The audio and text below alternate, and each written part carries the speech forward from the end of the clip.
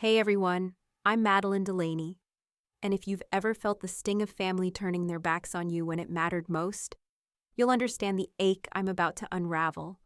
Picture me, 28 years old, standing in a Charleston hotel suite, the June sun spilling through lace curtains, painting my white wedding gown in golden streaks. My fingers tremble as I clutch my phone, the screen a cruel mirror reflecting 47 unanswered calls. 17 to Mom, 15 to Dad, 10 to my sister Abigail, 5 to my brother Caleb.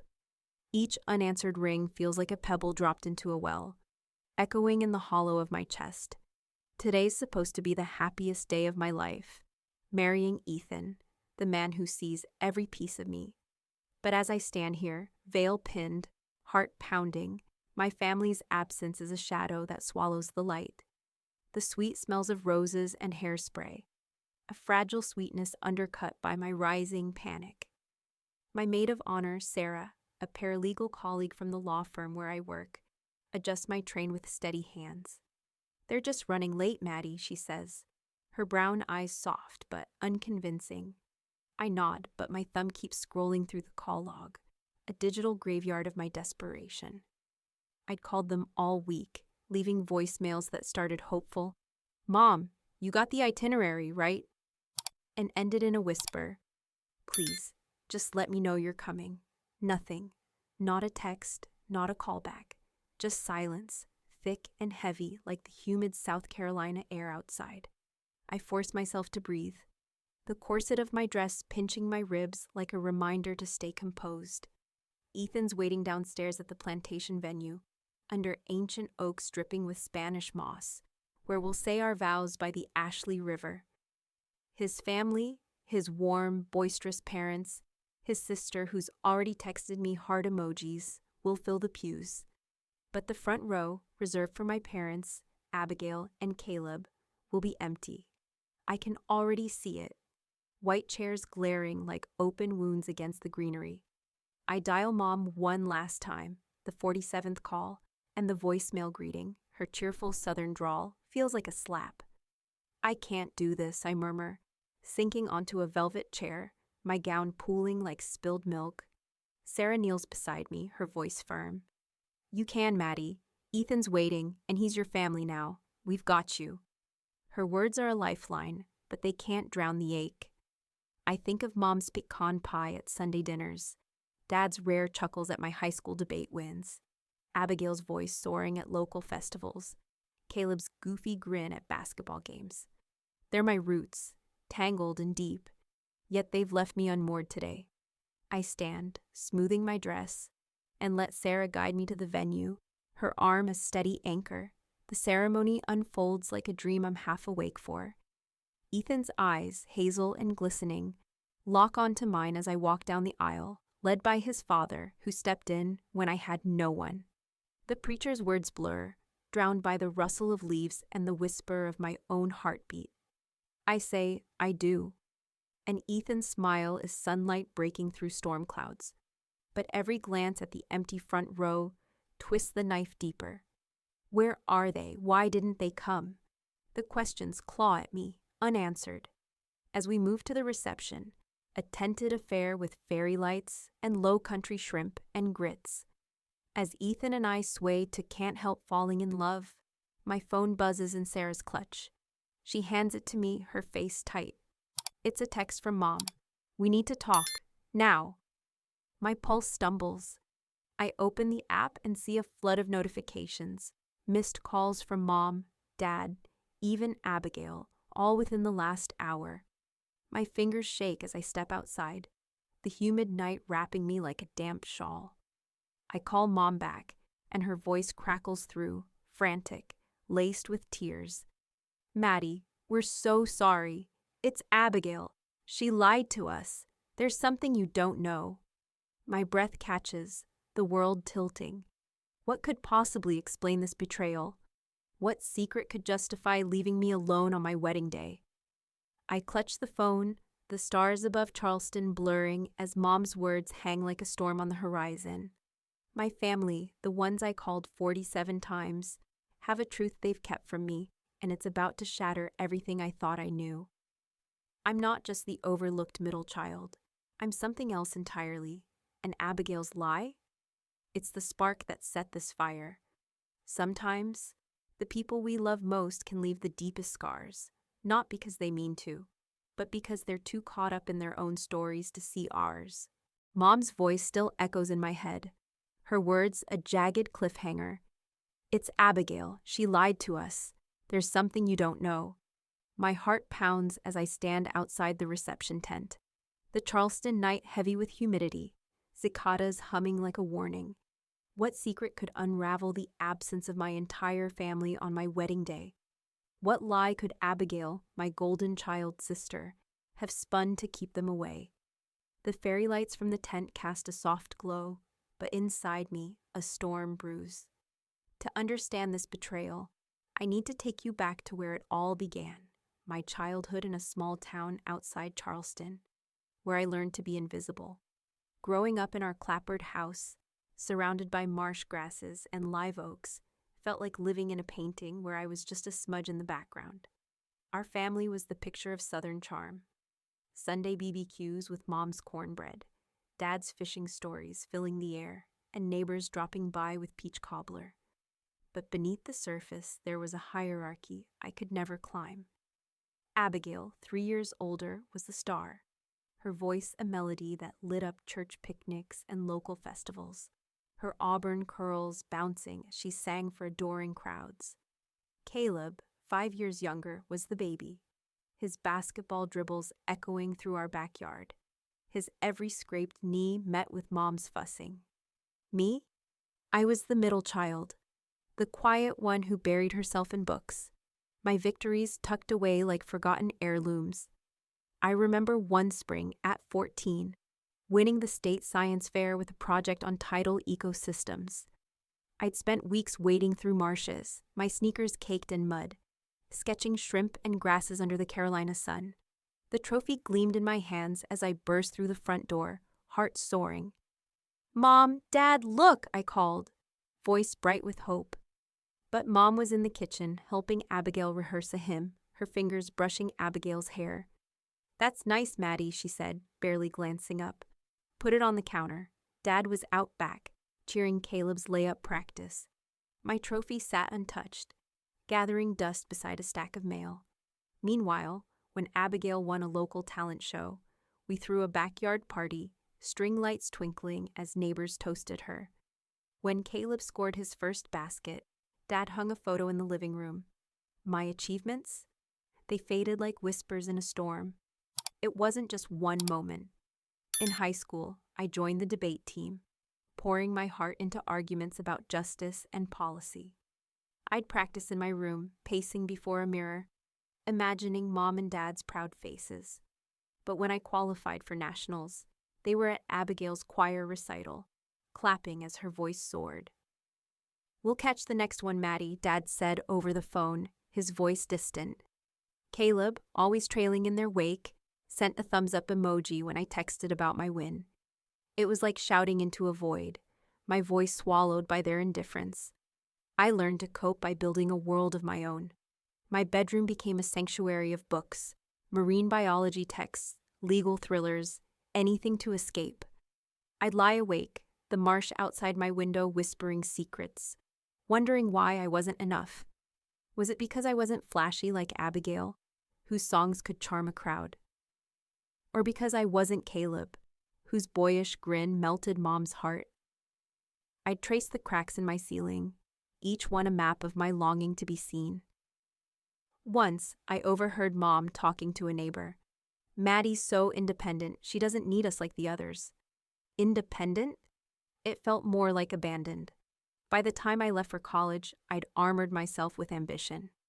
I studied political science, dreaming of a career in law where my voice would matter. But even then, the pattern held. When I won a scholarship, Mom sent a brief, "proud of you" text, overshadowed by news of Abigail's latest charity concert. Dad missed my campus visit to watch Caleb's game. I told myself it didn't hurt, that I was used to it. But deep down, it was a wound that never healed, a bruise I carried into adulthood. Now, standing outside the reception, Mom's cryptic words churn in my mind. What secret could justify their absence? What lie could Abigail, the sister who always shone brightest, have told to eclipse my wedding day? The marsh-scented breeze brushes my skin, but it can't soothe the dread pooling in my gut. I clutch my phone, the weight of those 47 unanswered calls pressing against my chest. Whatever truth awaits, it's tied to the girl I was, the one who learned to be invisible, who fought to be enough. I step back toward the tent, Ethan's laughter a distant beacon, knowing I'm about to face a reckoning that could redefine my family forever.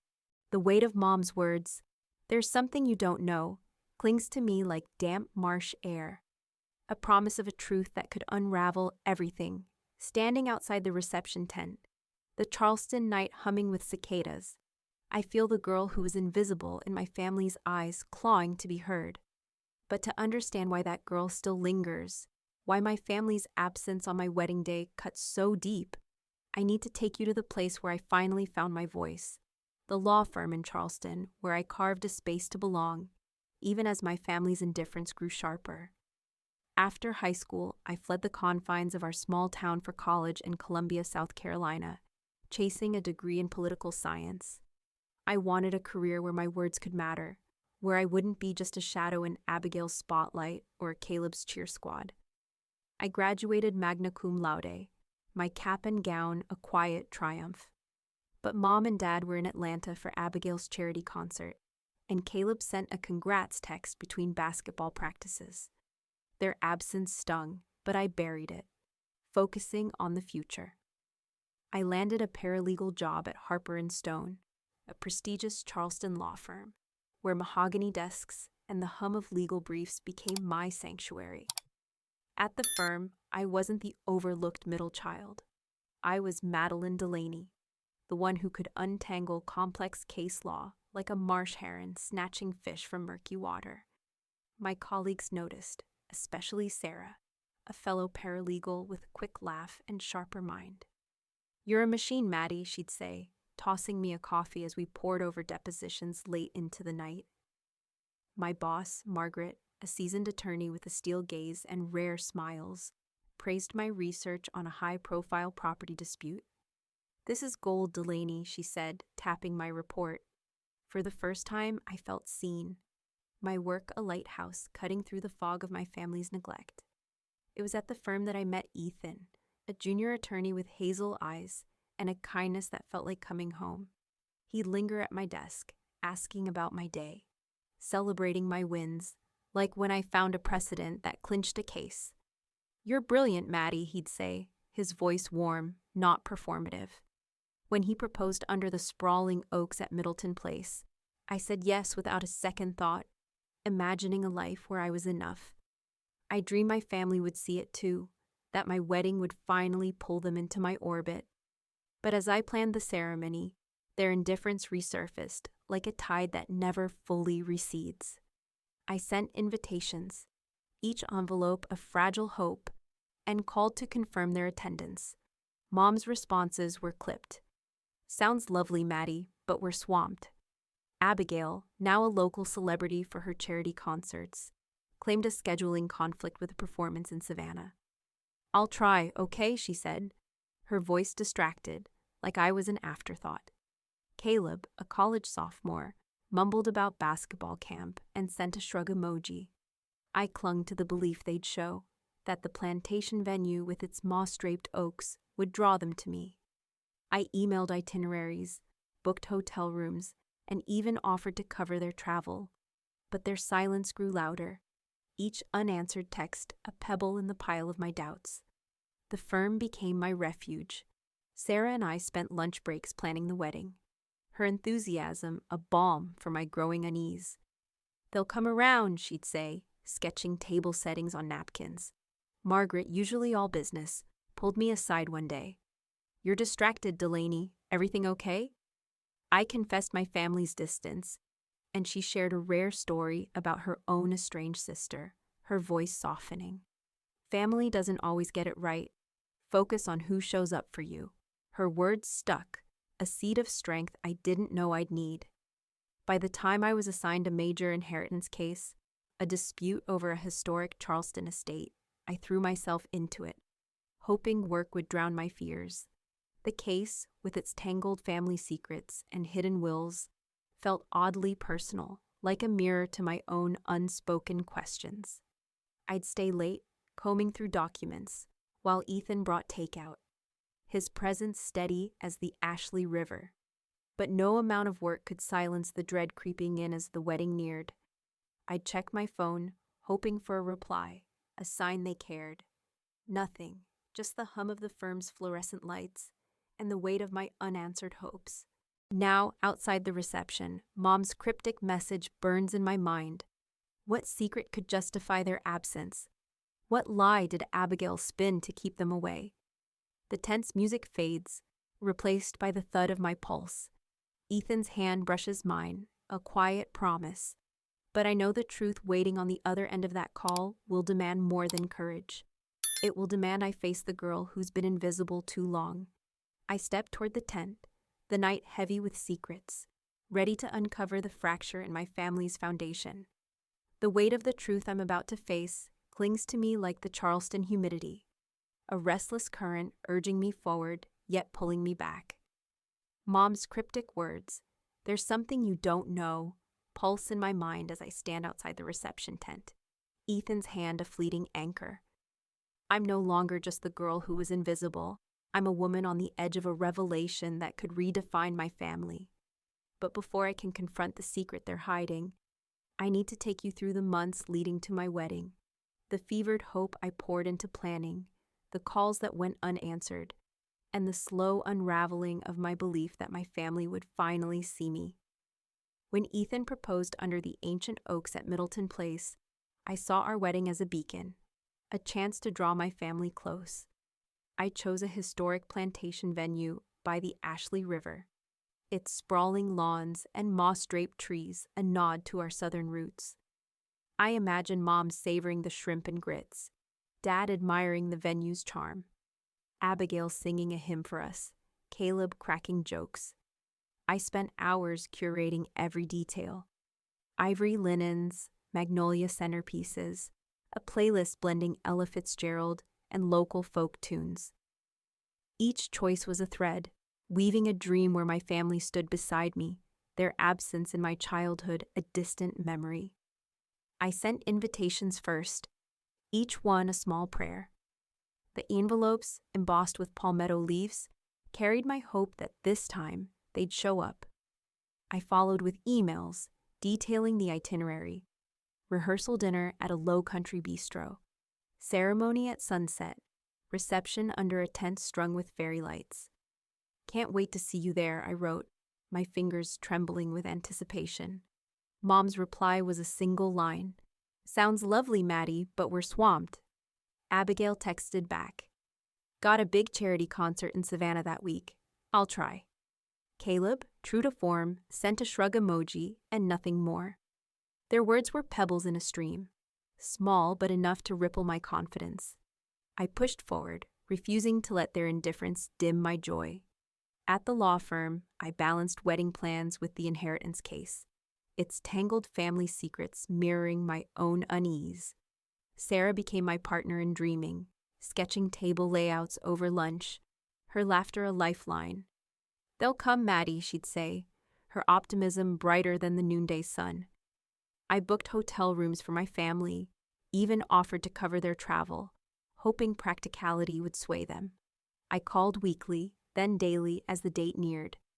My voicemails a crescendo of pleading. "Mom, just confirm you're coming, okay? Abigail, can you make it? Caleb, please, it's my wedding." Each unanswered call was a stitch unraveling my hope, but I clung to the belief they'd surprise me, that they'd walk through the venue's gates and make it right. The week before the wedding, my calls grew frantic. I'd pace my office, the Charleston skyline glinting through the window, dialing Mom, Dad, Abigail, Caleb. Their silence was a tide pulling me under. I checked social media, heart sinking as I saw Abigail's post about her Savannah concert, Mom commenting with heart emojis. Caleb shared a selfie at basketball camp, grinning. Were they really too busy? Or was I still invisible? Ethan found me one night, staring at my phone, tears blurring the screen. "Maddie," he said, his voice soft as marsh grass, "you are enough, with or without them." His words were a buoy, but the ache remained, a bruise pressed with every unanswered ring. Sarah and Margaret, my boss at the firm, stepped in where my family faltered. Sarah spent a weekend helping me finalize seating charts, her chatter about her own family dramas a welcome distraction. Margaret, usually all steel and schedules, pulled me aside after a meeting. "Focus on who's here, Delaney," she said, her eyes holding mine. "You've built something real." Their support was a warm hearth, but it couldn't fill the void of my family's absence. I'd lie awake, the marsh outside our apartment whispering, wondering what I'd done to deserve their silence. Was I too independent, as Mom once said? Too different, with my law firm life so far from their Southern traditions? As the wedding day loomed, I sent one last email, a desperate plea. "Please, just let me know you'll be there." No reply. The night before, I sat with Ethan, his hand steady in mine, and admitted the fear I'd buried. "What if they don't come?" He pulled me close, his breath warm against my hair. "Then we'll make our own family, Maddie." His promise was a star in the dark, but the dread of their absence loomed larger, a storm gathering strength. Tomorrow I'd call them 47 times, each ring a heartbeat of hope fading. And when Mom's text arrives during the reception, hinting at a secret tied to Abigail's lie, it will crack open a truth I never imagined. One that will force me to question not just my family, but who I am. Hope can be a fragile thing, a candle flickering in the wind of others' choices, but it's our refusal to let it die that shapes who we become. Ethan's promise, "We'll make our own family, Maddie," clings to me like a lifeline, but the fear that my family won't show for my wedding is a tide pulling me under. Last night, his words were a star in the dark, yet they couldn't quiet the dread that pulsed with every unanswered call, every ignored email. Now, on the morning of my wedding, June's golden light spills into my Charleston hotel suite, and I'm drowning in the silence of my family's absence. The truth Mom hinted at, tied to Abigail's lie, looms like a storm cloud, but today, I'm not ready to face it. I just want them here, their faces in the crowd, proving I'm not the invisible girl I've always been.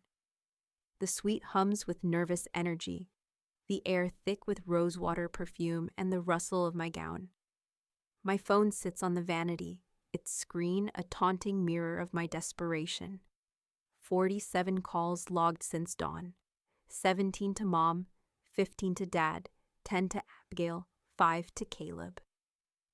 Each ring was a heartbeat, each voicemail a plea slipping into a void. "Mom, it's not too late. Please come," I'd whispered at 6 a.m., my voice cracking. "Abigail, it's my wedding. Just tell me you're on your way." Nothing. The silence is a weight, pressing my corseted ribs until breathing feels like a choice. I clutch the phone, my fingers trembling, as if one more call might summon them from the marshy low-country horizon. Sarah, my maid of honor, kneels beside me, adjusting my veil with hands steady as a surgeon's. Her brown eyes catch mine in the mirror.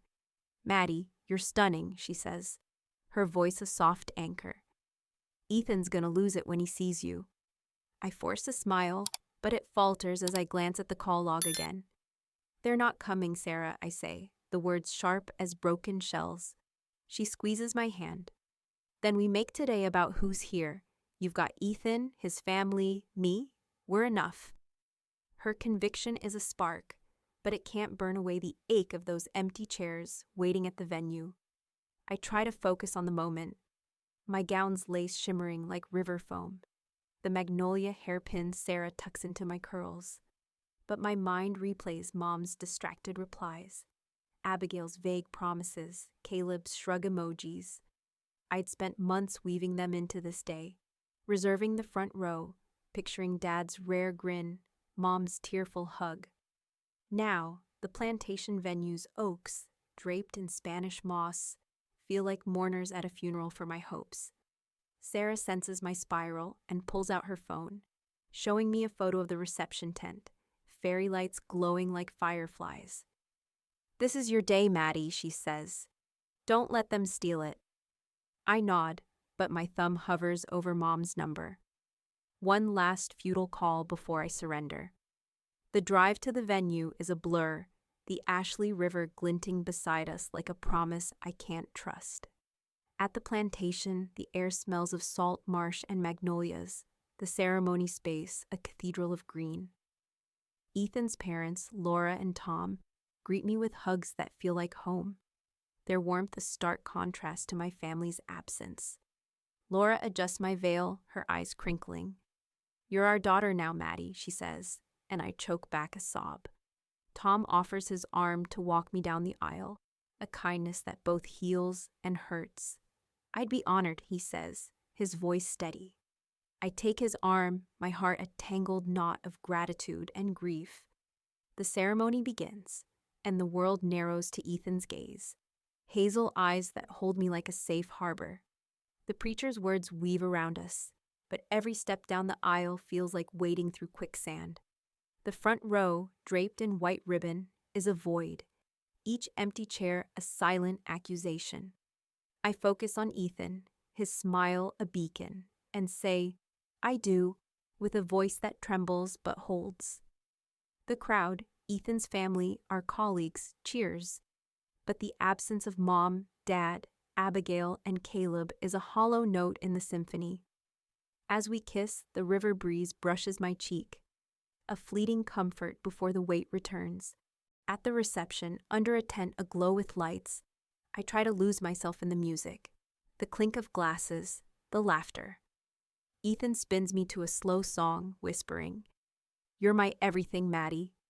But my phone, tucked in Sarah's clutch, feels like a ticking bomb. When it buzzes, my heart lurches. Sarah hands it over, her face tight. Mom's text glows on the screen. "We need to talk, now." The flood of missed calls, Mom, Dad, Abigail, ignites a spark of hope, quickly doused by dread. What lie did Abigail tell? What secret have they kept? I step outside, the night air heavy, knowing the truth will demand more than courage. It will demand I face a past I never knew. Mom's text, "We need to talk, now," burns like an ember in my hand, its cryptic urgency pulling me from the reception's glow into the Charleston night. The air is thick with marsh salt and the hum of cicadas, but my pulse drowns it all. A frantic drumbeat as I clutch my phone. The flood of missed calls, Mom, Dad, Abigail, even Caleb, flashes on the screen. A sudden chorus after days of silence. I've carried the weight of their absence through my wedding. Each empty chair bruise on my heart. But this message, this promise of a secret, feels like a storm breaking open. I step further from the tent, fairy lights fading behind me, and dial Mom back, my breath shallow as the call connects. The truth I've been chasing is about to crash over me, and I'm not sure I'm ready to drown. Mom's voice crackles through, raw and trembling. "Maddie, oh God, we're so sorry. It's Abigail, she lied to us." My stomach lurches, the ground tilting like a ship caught in a squall. "Lied about what?" I ask, my voice sharp, cutting through the humid air. Mom hesitates, her breath hitching. "She said you didn't want us at the wedding, that you were ashamed of who you are." My knees buckle and I grip a nearby oak, its bark rough under my fingers. "Ashamed of what, Mom?" I press, dread coiling like a snake. Her next words hit like a lightning strike. "Maddie, you're adopted. We never told you. Abigail said you found out and wanted to keep it from us, to have a new family with Ethan." The world stops. Adopted. The word is a blade, slicing through every memory of my childhood. The overlooked science fairs, the ignored debate wins, the Sundays where I was a shadow to Abigail's light and Caleb's charm. I'm not their daughter, not in the way I thought. My heart hammers, a wild thing trapped in my chest. "Why didn't you tell me?" I whisper, tears burning my eyes. Mom's voice breaks. We wanted to protect you, Maddie, your birth mother. She was my sister, Ellen. She died when you were a baby, and we took you in. We thought it was better this way. The revelation is a tidal wave, washing away the foundation of who I am. And Abigail, I ask, my voice rising, sharp as broken glass. Mom's words tumble out, frantic. She told us you were embarrassed about being adopted, that you wanted only Ethan's family there. She showed us texts, fake ones, we know now. She deleted your messages, your emails. We believed her, Maddie. We're so sorry. I hear Dad in the background, his voice heavy. We messed up, kid. We should have checked with you. My mind reels, piecing together Abigail's betrayal. My sister, the golden child whose voice charmed entire festivals, had orchestrated this to keep me invisible, to steal my day. I demand more, my voice trembling but firm. Why would she do this? Mom hesitates, then says, Abigail's been struggling.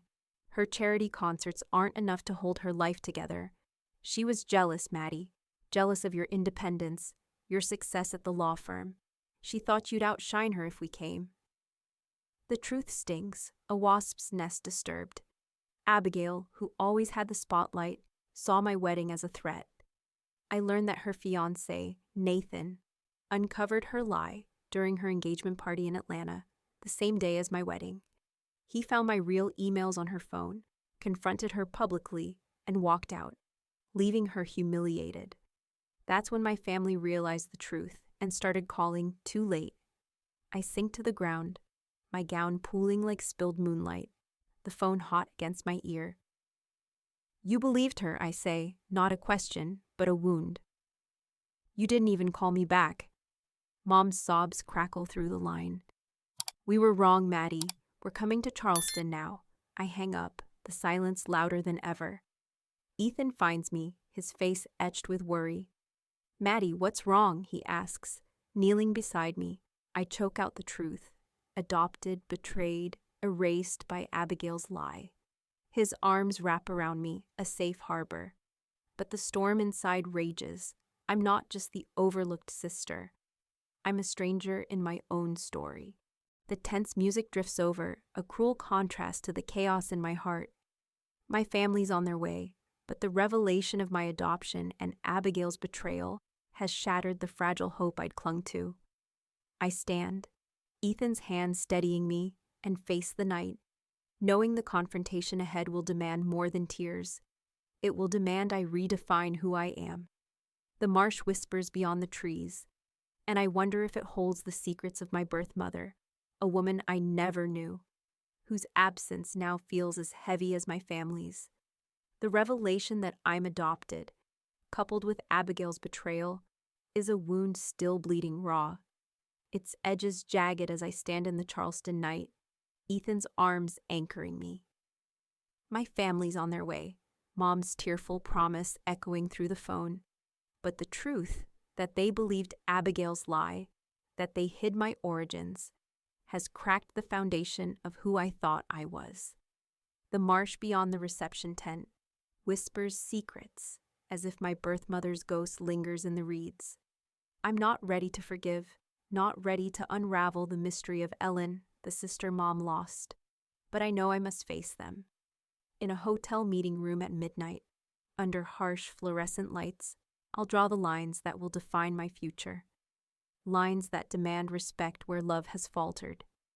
Ethan drives me to the hotel, his hand steady on mine, the city's gas lamps flickering like hesitant stars. The meeting room is sterile, its beige walls and conference table a stark contrast to the plantation's warmth. My family arrives, their faces pale, eyes heavy with guilt. Mom's mascara is streaked, Dad's shoulders slumped, Abigail's auburn curls limp, and Caleb, usually all swagger, stares at his sneakers. The air is thick, charged like the moment before a low-country storm. I sit across from them, my gown replaced by a simple dress, but my heart still carries the weight of the wedding's empty chairs. Mom speaks first, her voice trembling like marsh grass in the wind. Maddie, We should have told you about Ellen. She was my older sister, troubled, lost to us when you were born. We adopted you to keep you safe, to give you a home. Her words are a plea, but they sting. Safe, I say, my voice sharp as oyster shells. You hid who I am. You let me grow up thinking I wasn't enough because I wasn't yours. Dad winces, his hands twisting. We thought we were protecting you, kid. We were wrong. We should have checked with you when Abigail said you didn't want us there. Abigail shifts, her eyes darting away. I turn to her, my anger aflame, licking at my ribs. Why, Abigail? Why lie? Why fake texts? Delete my messages, make them think I was ashamed of who I am. Her lips tremble, and for a moment, I see the sister who sang hymns that hushed crowds, now small and broken. I was scared, Maddie, she whispers. You've got it all, your career, Ethan, this life you built. I'm barely holding on. My concerts, my image, it's all I have. I thought if they came to your wedding, I'd lose them to you. Her confession is a cracked mirror, reflecting her envy and my pain. She'd seen my independence as a threat, my wedding a stage where I might finally outshine her. Caleb clears his throat, his voice low. I didn't know the whole story, Maddie. I just went along with Abigail. I'm sorry. His apology is a pebble in a pond, small but rippling. I want to scream, to ask why they believed her so easily, why my 47 calls weren't enough to make them question. Instead, I say, you all chose her lie over me. I needed you, and you weren't there. Mom's sobs fill the room. Dad's eyes glisten, but their guilt can't undo the hurt. We've always favored Abigail and Caleb, Mom admits, her voice breaking. We saw you as so strong, Maddie, like you didn't need us. We failed you. Their words are a tide, pulling at my heart, but I'm done being swept away. I needed you to see me, I say, my voice steady now, a lighthouse in the storm. I'm not invisible anymore. If you want to be in my life, you earn it. No more lies, no more choosing anyone over me. I stand, the weight of my words grounding me. I need time. Abigail reaches out, but I step back. I'm sorry, Maddie, she says, tears falling. I'm getting help, therapy. I know I messed up. I nod, but forgiveness is a distant shore I'm not ready to reach. Ethan waits outside, his presence a quiet strength. I collapse into his arms, the hotel's sterile hum fading. Sarah, who insisted on coming, joins us, her voice firm. You did what you needed, Maddie. You're stronger than they know. She shares a story of her own family's rift, her words a reminder that I'm not alone. I book an appointment with Dr. Ellis, a therapist recommended by a colleague, knowing I need to untangle the knots of adoption and betrayal. As we drive back to our apartment, the Marsha's whispers follow, urging me to find my own truth. My family's guilt is real, but so is my resolve. The lines I've drawn tonight are not just boundaries. They're the blueprint of a life where I choose who I am. The lines I drew that night in the hotel, sharp as Charleston's oyster shells, still hold firm 6 months later, a boundary between the Madeline who begged to be seen and the woman I'm becoming. Ethan's arms and Sarah's fierce support carried me through the storm of learning I'm adopted, of Abigail's betrayal and my parents' failure. The marsh whispers of my birth mother, Ellen, linger in my dreams, but I've chosen to anchor myself in the present, in the life I'm building. Now, standing in our cozy Charleston apartment, the scent of magnolias drifting through the window, I cradle the quiet miracle of a new life inside me. My family's apologies wait like pebbles on a shore, and as I prepare to face them again, I'm learning that healing isn't about erasing pain. It's about choosing who walks beside you. Our apartment, tucked above a cobblestone street, is a haven of soft blues and bookshelves, a far cry from the sterile hotel room where I confronted my family. Ethan's laughter fills the space as he assembles a crib, his hands steady despite my teasing about his carpentry skills. This kid's gonna love you more than me, he says, grinning, his hazel eyes catching the morning light. I'm pregnant, due in 2026.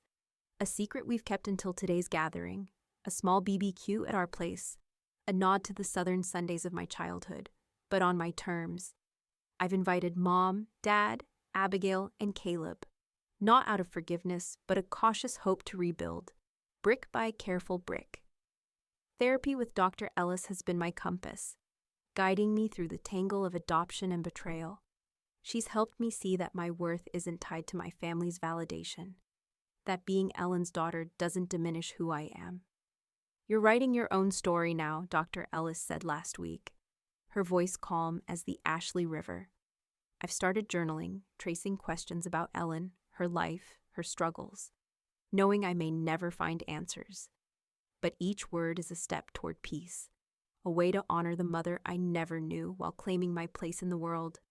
The BBQ unfolds on our balcony, fairy lights strung like stars, the table laden with low country staples, shrimp and grits, cornbread, Mom's pecan pie.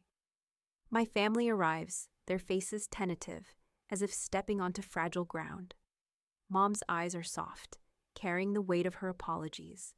She hands me an album, its leather worn, filled with photos of my childhood. Me in pigtails, holding a science fair ribbon, smiling beside Abigail and Caleb. We kept these for you, she says, her voice trembling. We should have shown you sooner. I nod, the gesture a crack in my armor, but I don't open the album yet. It's too soon. Dad, quieter than usual, pulls me aside. I framed that science trophy of yours, Maddie, he says, his eyes glistening. It's in our living room now. His words are a small bridge, but the chasm of their absence at my wedding remains. Caleb, less cocky now, offers a shy grin. I'm sorry I didn't call back, sis, he says, handing me a coffee shop gift card, a nod to our old talks over lattes. Can we start there? I agree to meet him next week, a cautious step toward mending. Abigail is the hardest. Her auburn curls are pulled back, her face pale without its usual stage-ready glow. I'm in therapy, Maddie, she says, her voice low. I was wrong, about everything. I was scared you'd take their love, that I'd lose my place. Her apology is a cracked shell, fragile but real. I don't forgive her, not yet. You made me feel like nothing, I say, my voice steady. I need time, Abigail. Earn my trust. She nods, tears falling. And I see the sister who once sang me to sleep, now a stranger I might one day know again. Ethan's parents, Laura and Tom, join us, their warmth a contrast to my family's tension. Laura hugs me, whispering, "You're glowing, Maddie." When I announce the pregnancy, Laura gasps. Mom's eyes fill with tears, and even Abigail offers a quiet smile. "You'll be an amazing mom," she says, her voice soft. It's a moment of light, but I hold my boundaries firm, knowing trust is a garden that grows slowly. As the evening ends, the marsh beyond our street hums, a reminder that my story, Ellen's daughter, Ethan's wife, a mother-to-be, is mine to write. If you've ever had to rebuild trust with family, drop your story in the comments. I'd love to hear how you found your way. Hit that like button if this hit home, and subscribe for more real-life journeys. Healing isn't a destination, it's a path, and I'm walking it one step at a time. Wow, what a journey, right?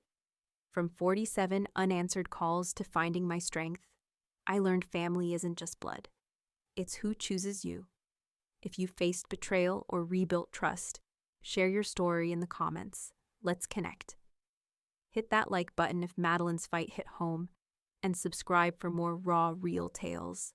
Healing's not about erasing pain. It's about carrying it with courage. I'm Madeline, now a mom-to-be, writing my own story under Charleston's oaks. Thanks for watching, and I'll see you in the next one. Stay strong, y'all.